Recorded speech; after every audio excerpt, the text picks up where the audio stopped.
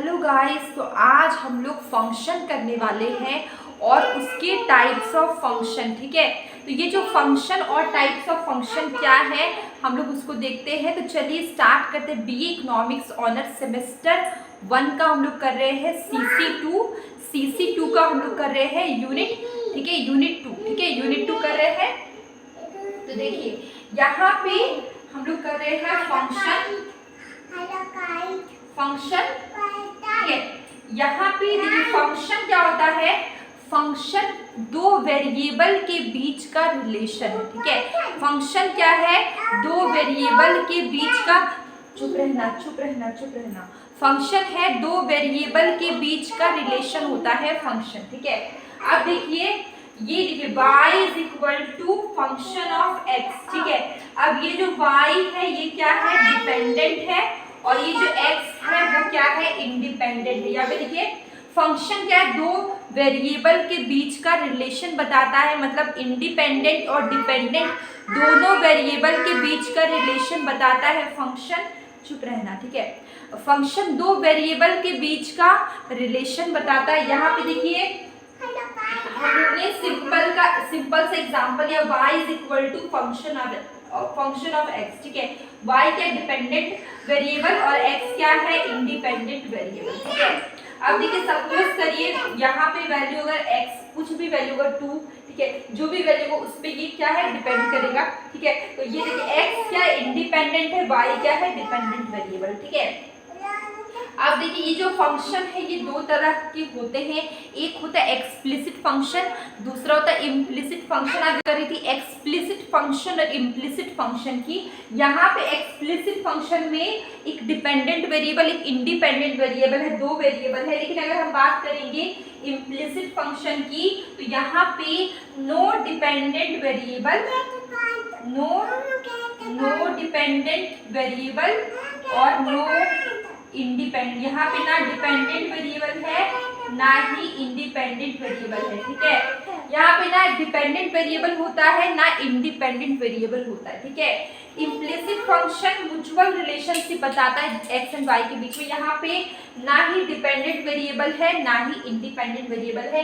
इसमें एक्सप्लिसिट की बात करें यहाँ पे एक डिपेंडेंट और एक इंडिपेंडेंट वेरिएबल होता है। ठीक है, जैसे वाई सपोज करिए अगर x के जगह पे हम लोग ने x इज इक्वल टू 1 है। ठीक है, तो y तो क्या होगा, इसका वैल्यू 8 मल्टीप्लाई 1 प्लस 3। ठीक है, तो यहाँ पे क्या होगा 11। तो यहाँ पे ये जो y है ये डिपेंड किस पे कर रहा है, यहाँ पे x का वैल्यू क्या है, तो y इस पे डिपेंड कर रहा है। ये एक्सप्लिसिट फंक्शन है। यहाँ पे देखिए y क्या है, ये x पे डिपेंड करता है, x का वैल्यू 1 हो 2 हो 3 हो। ठीक है, उसके अकॉर्डिंग इसका वैल्यू निकलता है। ठीक है, जब x का वैल्यू 1 है तो y का वैल्यू क्या है 11। ठीक है, हम लोग ने x में वैल्यू रखा। ठीक है, x का वैल्यू रखा तो हमारा y का क्या वैल्यू है 11। तो x ये क्या है, x क्या इंडिपेंडेंट है, y क्या है डिपेंडेंट है। अब हम बात करें टाइप्स ऑफ फंक्शन की, तो फंक्शन में linear function, quadratic, exponential, cubic function हम लोग यहाँ तक देखेंगे। देखिए अगर हम बात करते हैं लीनियर फंक्शन की, सबसे पहला फंक्शन है हमारा लीनियर फंक्शन। ठीक है, लीनियर फंक्शन क्या होता है, जिसका पावर 1। ठीक है, हाईएस्ट पावर 1। ठीक है, जिसका हाईएस्ट पावर 1 होता है वो लीनियर फंक्शन। जैसे कि 5x + 3। अब देखिए यहाँ पे कोई पावर नहीं, मतलब इसका पावर क्या है 1 है, हाईएस्ट पावर क्या है 1 है। ठीक है, अब देखिए ये जो ऊपर की ओर जा रहा है ये क्या इंक्रीजिंग, लीनियर फंक्शन में जो नीचे की ओर आ रहा है देखिए अपवर्ड है, इंक्रीजिंग, नीचे की ओर आ रहा है ये क्या डिक्रीजिंग, और ये जो देखिए एक समान है कांस्टेंट, यहाँ पर भी सेम वैल्यू, यहाँ पर भी सेम वैल्यू, ये क्या था कांस्टेंट लीनियर फंक्शन। ठीक है, लीनियर फंक्शन में हाईएस्ट पावर इज 1। ठीक है, highest power is 1। Linear function में क्या होता है, हाईएस्ट पावर इज 1। ठीक है, इसके बाद हम लोग देखते हैं क्वाड्रेटिक फंक्शन। ठीक है, क्वाड्रेटिक फंक्शन में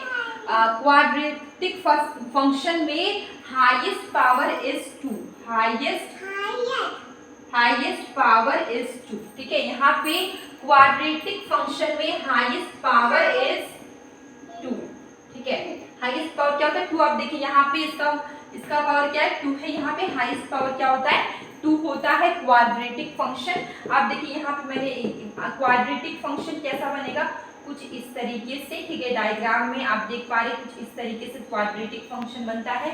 इसका हाईएस्ट पावर क्या होगा 1 होगा। आप लोग ये आपने डायग्राम बनाया हो तो आपको पता ही होगा ये y का पॉजिटिव वैल्यू, ये नेगेटिव, x का नेगेटिव और x का पॉजिटिव है। ये क्वाड्रेटिक फंक्शन है। अगर आप वैल्यू रख के पूरा सॉल्व करेंगे तो आपका कुछ ग्राफ ऐसा बनेगा, ठीक है, क्वाड्रेटिक फंक्शन में।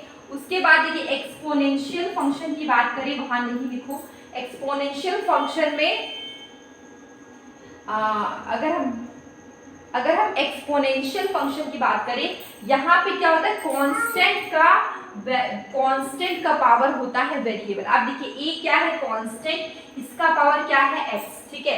एक्सपोनेंशियल फंक्शन में क्या होता है कांस्टेंट का पावर होता है वेरिएबल।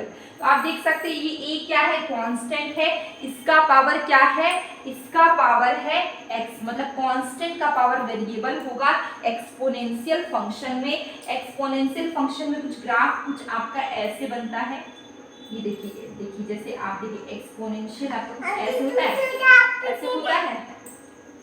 देखिए एक्सपोनेंशियल फंक्शन में आप एक x ऐसे लिखते हैं, ऐसे, उसके बाद एक ऐसे, देखिए वैसे ही देखिए एक्सपोनेंशियल फंक्शन में ग्राफ कुछ आपका ऐसा होता है। इसका हाईएस्ट एक्सपोनेंशियल फंक्शन में कांस्टेंट का पावर होता है वेरिएबल, ठीक है। अब देखिए क्यूबिक फंक्शन की बात करें, क्यूबिक फंक्शन में उसका हाईएस्ट पावर क्या होगा 3 होगा, ठीक है। हाईएस्ट पावर इज 3, चुप, highest power is 3, highest power is 3, ठीक है। क्यूबिक फंक्शन में हाईएस्ट पावर क्या होता है 3 होता है। तो ये देखिए क्यूबिक फंक्शन इसका हाईएस्ट पावर क्या होगा 3 होगा, ठीक है। तो अब हम लोग इतना ही छोटा वीडियो अभी करते हैं और अब हम लोग कल इसके आगे बढ़ेंगे।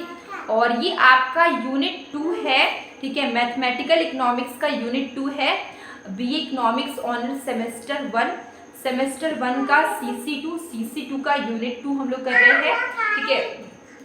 तो ये हम लोग मैथमेटिकल इकोनॉमिक्स कर रहे थे, उसका हम लोग ने थोड़ा सा क्या है उसका टाइप हम लोग ने देखा है। इसके आगे हम लोग कल करेंगे। और डेली शॉर्ट वीडियो में क्वेश्चन पूछती हूँ, कभी कभी शॉर्ट कंसेप्ट करवाती हूँ, उसको भी आप ज़रूर देखें, आपको काफ़ी हेल्प होगी। अब हम मिलेंगे कल एक न्यू वीडियो में। हाँ, मैंने लाइव में किसी स्टूडेंट ने मुझे बोला था कि टाइमिंग बताइए, तो मैंने सुबह का 5 बजे का टाइमिंग दिया था, लेकिन मैं सुबह का 5 बजे मेरे लिए मैंने एक दिन किया, फिर मेरे लिए पॉसिबल नहीं हो पाया।